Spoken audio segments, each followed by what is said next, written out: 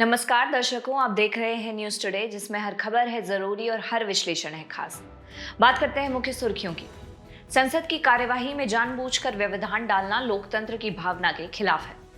Chief of defence staff यानी CDS ने सशस्त्र बलों के लिए व्यापक काउंटर यूएएस सिस्टम यानी सीयूएस की आवश्यकता का उल्लेख किया। संयुक्त राष्ट्र सांख्यिकी आयोग ने न्यूनतम आहार विविधता यानी एमडीडी के लिए नया एसडीजी संकेतक अपनाया। एक अध्ययन के अनुसार एपिजेनोम एडिटिंग का उपयोग करके जीन एडिटिंग को और सरल तरीके से संपन्न किया जा सकता है। रेलवे संबंधी स्थायी समिति की दूसरी रिपोर्ट 2024-25 लोकसभा में प्रस्तुत की गई। चलिए बुलेटिन की शुरुआत करते हैं और बढ़ते हैं पहली मुख्य खबर की ओर। संसद की कार्यवाही में जानबूझकर व्यवधान डालना लोकतंत्र की भावना के खिलाफ है। हाल ही में संसद की कार्यवाही में जानबूझकर बाधा उत्पन्न करने की लोकसभा अध्यक्ष ने निंदा की है। संसद की कार्यवाही में बार बार व्यवधान उत्पन्न करने के कारण संसद की उत्पादकता में तेजी से गिरावट आई है। 17वीं लोकसभा ने अपने निर्धारित समय का 88% काम किया और राज्यसभा ने 73% काम किया। आपको बता दें कि 18वीं लोकसभा के 2024 के शीतकालीन सत्र की उत्पादकता भी काफी कम रही।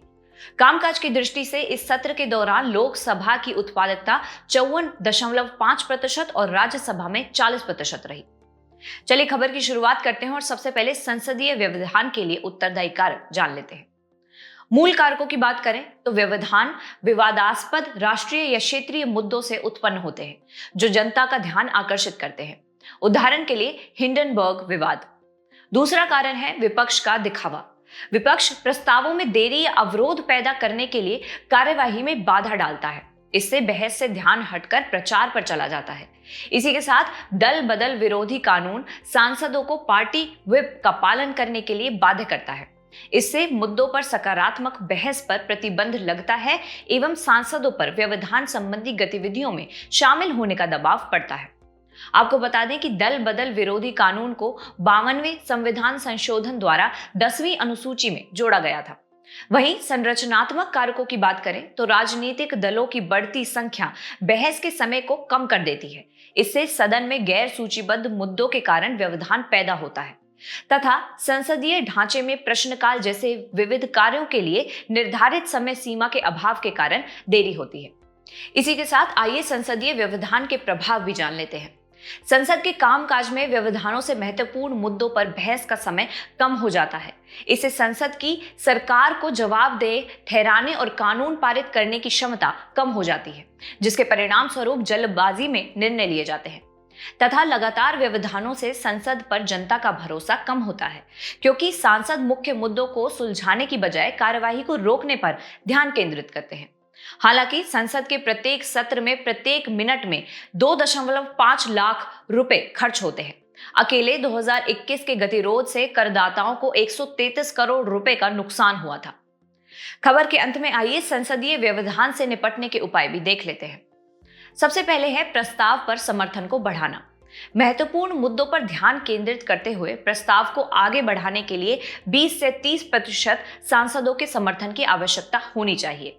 दूसरा, विपक्ष का समय, अर्थात विपक्ष के नेतृत्व वाली बहसों के लिए विशिष्ट दिन निर्धारित किया जाना चाहिए, जैसे कि यूनाइटेड किंगडम का अपोजिशन डे। इसी के साथ सदन की बैठक के लिए और अधिक दिवस। बेहतर तरीके से बहस और कानून बनाने के लिए बैठकों की संख्या को सालाना 60 से 70 दिन से बढ़ाकर 120 से 140 दिन तक किया जाना चाहिए। बात करें आम सहमति बनाने की तो संसद के कामकाज को प्रभावी तरीके से विनियमित करने या व्यवस्थित करने के लिए सरकार विपक्ष के बीच सहयोग को बढ़ावा देना चाहिए। इनके अलावा व्यवधान को परिभाषित करना, अर्थात स्पष्ट व्यवहार मानकों के लिए नियमों में व्यवधान और रुकावट को स्पष्ट करना चाहिए। और आखिर में आचार समितियों को मजबूत करना, जिसके अंतर्गत जवाबदेही सुनिश्चित करते हुए व्यवधानों की निगरानी और रिपोर्ट करने के लिए समितियों को सशक्त बनाया जाना चाहिए। चलिए बढ़ते हैं अगली मुख्य खबर की ओर। Chief of defence staff CDS ने सशस्त्र बलों के लिए व्यापक काउंटर यूएएस सिस्टम सीयूएस की आवश्यकता का उल्लेख किया। सीडीएस ने आधुनिक युद्ध में मानव रहित हवाई प्रणालियों यूएएस के बढ़ते खतरे को देखते हुए समाधान के रूप में व्यापक काउंटर यूएएस प्रणाली के विकास की आवश्यकता पर बल दिया। आपको बता दें कि CUAS एक ऐसी प्रणाली है जो ड्रोन्स और अन्य UAS को डिटेक्ट करती है, उन्हें ट्रैक करती है और उन्हें निष्क्रिय करती है। आइए मानव रहित हवाई प्रणालियों के कारण होने वाले खतरे भी जान लेते हैं। सामरिक खतरे को देखें तो छोटे ड्रोन्स का उपयोग कर्मियों और उपकरणों पर स्वार्म अटैक यानी एक साथ कई ड्रोन हमलों के लिए किया जाता है। उदाहरण के लिए इसी वर्ष यूक्रेनी ड्रोन्स के क्लस्टर ने रूस के ब्लैक सी पोर्ट तुप्से पर हमला किया था। वहीं रणनीतिक खतरा देखें तो UAS विद्युत ग्रिड और संचार नेटवर्क सहित महत्वपूर्ण अवसंरचनाओं को निशाना बनाकर उन्हें नष्ट कर सकता है। उदाहरण के लिए हूती विद्रोहियों ने ड्रोन्स का उपयोग करके सऊदी अरब के तेल प्रतिष्ठानों पर हमला किया था, जिससे भारी नुकसान हुआ था। बात करें परिचालन संबंधी खतरे की तो UAS के बढ़ते प्रसार के कारण आतंकवादी समूह हमले, निगरानी करने आदि में सक्षम हो रहे हैं। आइए मानव रहित हवाई प्रणालियों के खिलाफ जवाबी उपाय भी जान लेते हैं। पहला है रिमोट ID। यह सभी व्यावसायिक UAS के लिए उड़ान के दौरान पहचान को अनिवार्य बनाता है। दूसरा है नो फ्लाई फर्मवेयर। यह एक ऐसा सॉफ्टवेयर है जो किसी ड्रोन या अन्य उड़ने वाले उपकरण को कुछ विशेष क्षेत्रों यानी नो फ्लाई जोन में उड़ने से रोकता है। तीसरा है डिटेक्शन। इसके तहत रडार, रेडियो फ्रीक्वेंसी सेंसर जैसी विविध तकनीकों का उपयोग करके UAS का शीघ्र और बहुत अधिक दूरी से भी पता लगाया जा सकता है। चौथा है न्यूट्रलाइजेशन। UAS खतरों को निष्क्रिय करने के लिए नॉन काइनेटिक जैसे RF जैमिंग, स्पूफिंग आदि और काइनेटिक जैसे मिसाइल, जाल, प्रोजेक्टाइल आदि तरीके अपनाए जा सकते हैं। इसके अलावा है वैश्विक सर्वोत्तम पद्धतियों को अपनाना। उदाहरण के लिए इजराइल का ड्रोन डोम सिस्टम एक काउंटर UAV प्रणाली है। चलिए अब भारत द्वारा उठाए गए कदम भी देख लेते हैं। पहला है drone detect, deter and destroy यानी कि D4S सिस्टम। यह प्रणाली DRDO ने विकसित की है। यह माइक्रो ड्रोन्स का 3 किलोमीटर तक पता लगाकर उन्हें जाम कर सकती है। यह लेजर का उपयोग करके 1 से 2.5 किलोमीटर तक दूर मौजूद लक्ष्य को नष्ट कर सकती है। दूसरा है ड्रोन गार्ड सिस्टम। यह प्रणाली भारत इलेक्ट्रॉनिक्स लिमिटेड यानी BEL ने विकसित की है। इस प्रणाली को घुसपैठ करने वाले ड्रोन्स को डिटेक्ट करने, ट्रैक करने और निष्क्रिय करने के लिए डिजाइन किया गया है। तीसरा है पायलट रहित लक्ष्य विमान यानी LAKSHYA लक्ष्य। यह एक पुनः प्रायोज्य हाई सबसोनिक हवाई लक्ष्य प्रणाली है। इसमें गैस टरबाइन इंजन का उपयोग होता है और इसे भूमि या जहाज से लॉन्च किया जा सकता है। चलिए अगली मुख्य खबर की ओर बढ़ते हैं। संयुक्त राष्ट्र सांख्यिकी आयोग ने न्यूनतम आहार विविधता यानी MDD के लिए नया SDG संकेतक अपनाया। यह संकेतक 2017 में अपनाए गए सतत विकास लक्ष्यों यानी SDG के फ्रेमवर्क के अंतर्गत पहले से ट्रैक किए जा रहे लगभग 250 संकेतकों में शामिल हो गया है। आपको बता दें कि इस नए संकेतक का प्रबंधन खाद्य व कृषि संगठन यानी FAO और यूनिसेफ संयुक्त रूप से करेंगे। यह संकेतक स्वस्थ आहार के मामले में SDG की प्रगति को ट्रैक करने में आ रही कमी को दूर करेगा तथा यह संकेतक उन पहलुओं पर ध्यान देगा जो कुपोषण को समाप्त करने और SDG 2 को हासिल करने तथा व्यापक एजेंडा 2030 की प्रगति को ट्रैक करने हेतु उपलब्ध नहीं थे। SDG 2 से आशय भुखमरी को समाप्त करना है। चलिए सबसे पहले न्यूनतम आहार विविधता यानी MDD के बारे में जान लेते हैं। विश्व स्वास्थ्य संगठन यानी WHO के अनुसार न्यूनतम आहार विविधता को तब हासिल किया जा सकता है जब आहार में इन 8 खाद्य समूहों में से 5 या उससे अधिक शामिल हो। इन खाद्य समूहों में माता का दूध, अनाज, फलियां, डेयरी उत्पाद, मांस, खाद्य पदार्थ, अंडे, फल और सब्जियां तथा विटामिन A से भरपूर फल और सब्जियों को शामिल किया जाता है। 5 से कम खाद्य समूहों से आहार का सेवन न्यूनतम आहार विविधता विफलता यानी MDDF माना जाता है। अब यह जानना भी जरूरी होगा कि न्यूनतम आहार विविधता यानी MDD संकेतक का महत्व क्या है। चलिए सबसे पहले जानते हैं पोषण के बेहतर आकलन के बारे में। यह विशेष रूप से महिलाओं यानी MDDW और बच्चों यानी MDDC की पोषण संबंधी जरूरतों को ट्रैक करती है, क्योंकि महिलाएं व बच्चे कुपोषण के प्रति सबसे अधिक संवेदनशील होते हैं। दूसरा है वैश्विक स्वास्थ्य लक्ष्यों को ट्रैक करना। यह SDG 2 का समर्थन करती है, जिसका उद्देश्य भुखमरी को समाप्त करना और पोषण में सुधार करना है। इनके अलावा नीति संबंधी साधन, यह आहार संबंधी खराब आदतों से जुड़े स्वास्थ्य जोखिमों का समाधान करने के मामले में नीति निर्माताओं को कुपोषण से निपटने के लिए रणनीतियां विकसित करने में मदद करती है। और आखिर में है पहलों के प्रभाव का मूल्यांकन। यह पोषण संबंधी पहलों के प्रभाव का मूल्यांकन करने में मदद करती है। अगली खबर पर बढ़ने से पहले आइए वर्ष 2019 से 21 तक भारत में न्यूनतम आहार विविधता विफलता यानी MDDF की स्थिति जान लेते हैं। बात करें क्षेत्रीय असमानताओं की, तो भारत के मध्य क्षेत्र, विशेष रूप से उत्तर प्रदेश, राजस्थान, गुजरात और महाराष्ट्र और मध्य प्रदेश में 80% से अधिक बच्चे न्यूनतम आहार विविधता विफलता यानी MDDF से पीड़ित हैं। दूसरा, MDDF पर आयु का प्रभाव। 77% कम आयु वर्ग यानी 6 से 23 महीने के बच्चों में उच्च आयु समूहों की तुलना में MDDF की व्यापकता सबसे अधिक है। और आखिर में है कमजोर वर्ग। अन्य पिछड़ा वर्ग यानी OBC के बच्चों में सबसे ज्यादा MDDF 79% है। उसके बाद 77.2% के साथ अनुसूचित जाति और 76% के साथ अनुसूचित जनजाति का स्थान आता है। चलिए बढ़ते हैं अगली मुख्य खबर की ओर। एक अध्ययन के अनुसार एपिजीनोम एडिटिंग का उपयोग करके जीन एडिटिंग को और सरल तरीके से संपन्न किया जा सकता है। एपिजेनेटिक एडिटिंग आनुवंशिक इंजीनियरिंग संबंधी तकनीक है। इसके तहत जीन ट्रांसक्रिप्शन को निर्धारित करने के लिए एपिजीनोम में संशोधन या मॉडिफिकेशन किया जाता है। एपिजीनोम में संशोधन के तहत डीएनए अनुक्रम में बदलाव किए बिना जीन की गड़बड़ी को जड़ से ठीक किया जाता है। आपको बता दें कि एपिजीनोम मिथाइल ग्रुप या हिस्टोन मॉडिफिकेशन जैसे उन सभी रासायनिक यौगिकों और संशोधनों को संदर्भित करता है जो डीएनए अनुक्रम को बदले बिना जीन एक्सप्रेशन को विनियमित करते हैं। हालांकि पारंपरिक जीन एडिटिंग के तहत डीएनए में काट छांट की जाती है। एपिजीनोम एडिटिंग के तहत किए गए बदलाव को बाद में हटाया भी जा सकता है। इससे यह एक सुरक्षित विकल्प बन जाता है। एपिजेनेटिक प्रक्रियाएं मुख्य रूप से ट्रांसक्रिप्शन के स्तर पर जीन एक्सप्रेशन को विनियमित करती हैं। ट्रांसक्रिप्शन वह प्रक्रिया है जिसमें जीन के डीएनए अनुक्रम की प्रतिकृति बनाकर उसे आरएनए अणु में परिवर्तित किया जाता है। जीन एक्सप्रेशन को विनियमित करने के लिए एपिजेनेटिक प्रक्रियाओं या मार्कर को देखें तो इनमें पहला है डीएनए मिथाइलेशन। इसके तहत डीएनए में मिथाइल ग्रुप को जोड़ा जाता है जो ट्रांसक्रिप्शन कारक को बंधन बनाने से रोककर जीन को निष्क्रिय कर देते हैं। दूसरा है हिस्टोन मॉडिफिकेशन। इसके अंतर्गत डीएनए को बांधने वाले हिस्टोन प्रोटीन में रासायनिक बदलाव करके जीन एक्सप्रेशन को विनियमित किया जाता है। तीसरा है आरएनए मीडिएटेड प्रोसेस। इसमें नॉन कोडिंग आरएनए का उपयोग करके जीन को विनियमित किया जाता है। आइए एपिजीनोम एडिटिंग के मुख्य उपयोग भी जान लेते हैं। पहला है जटिल रोगों का उपचार करना या कैंसर तंत्रिका संबंधी विकार और कई आनुवंशिक कारकों के कारण होने वाले मेटाबॉलिक सिंड्रोम जैसी बीमारियों के लिए प्रभावी हो सकता है। दूसरा है रीजनरेटिव मेडिसिन। इसकी मदद से स्टेम सेल थेरेपी में सुधार कर कोशिकाओं की वृद्धि और ऊतक पुनर्निर्माण को नियंत्रित किया जा सकता है।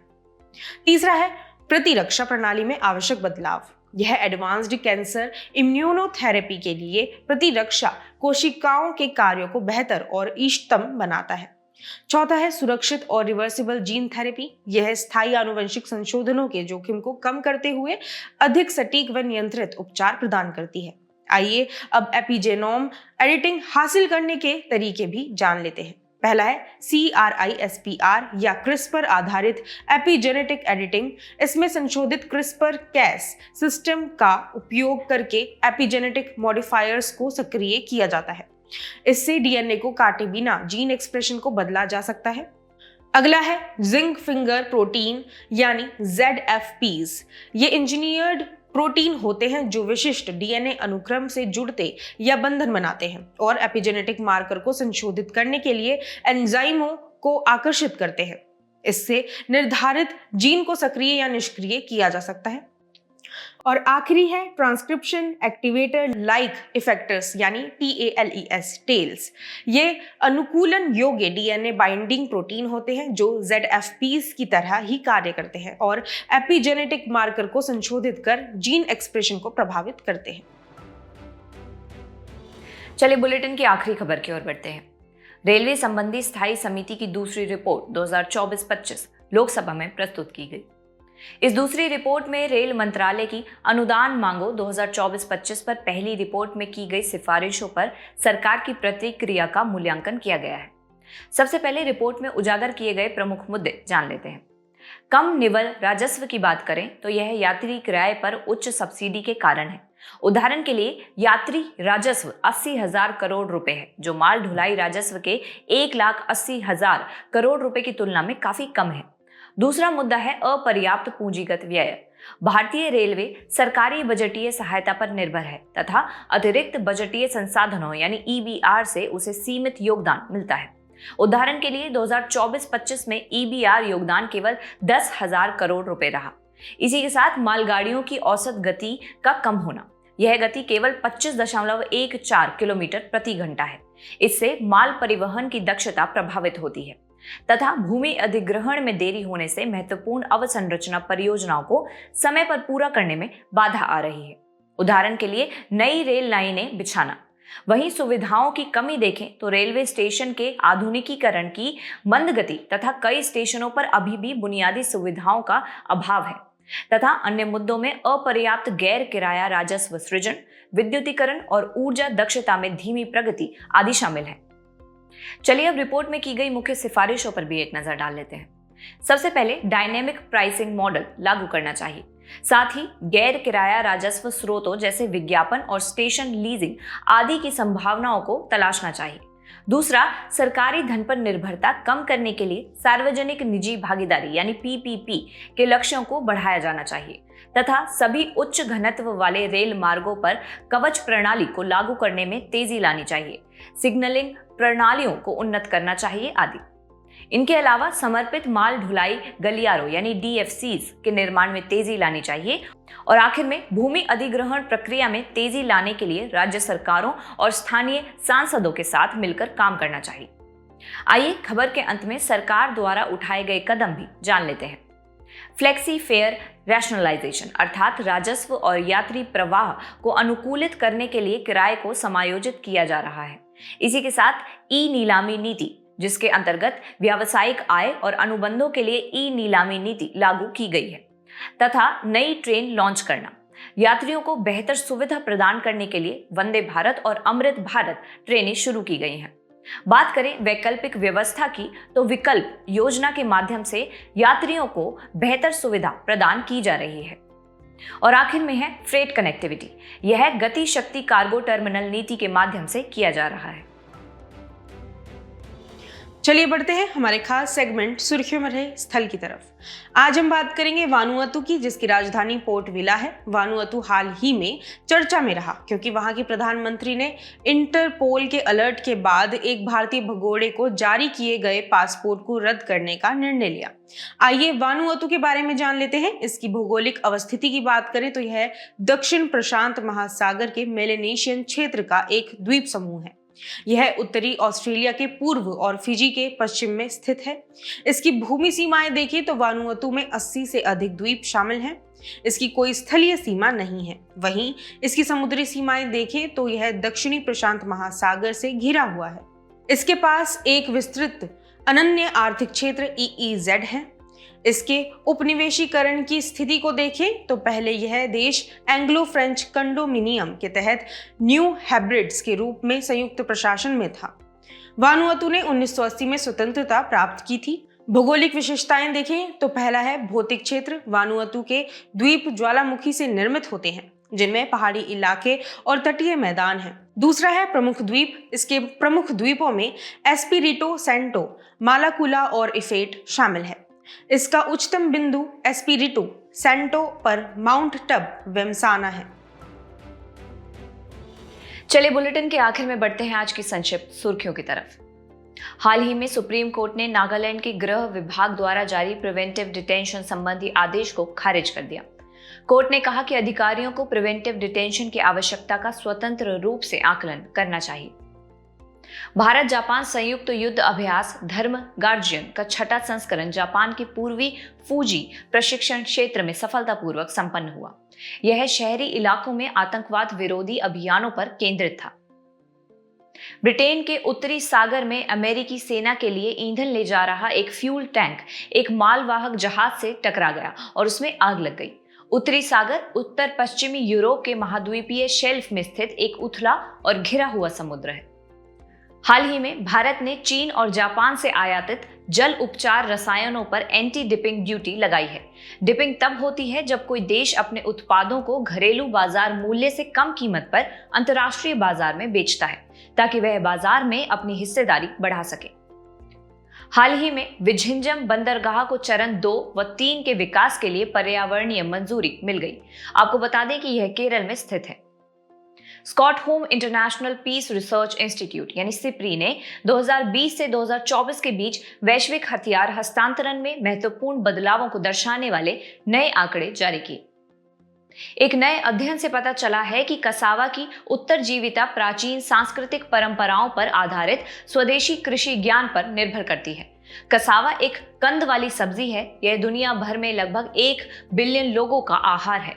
इसे अक्सर ब्रेड ऑफ द ट्रॉपिक्स कहा जाता है। स्वास्थ्य मंत्रालय के अनुसार 2024 में शुरू किए गए 100 दिवसीय गहन टीबी उन्मूलन अभियान के तहत 6.1 लाख से अधिक टीबी रोगियों को अधिसूचित किया गया। जाने से पहले आपकी समझ की परीक्षा के लिए डालते हैं एक नजर हमारे स्पेशल सेगमेंट प्रश्नोत्तरी पर।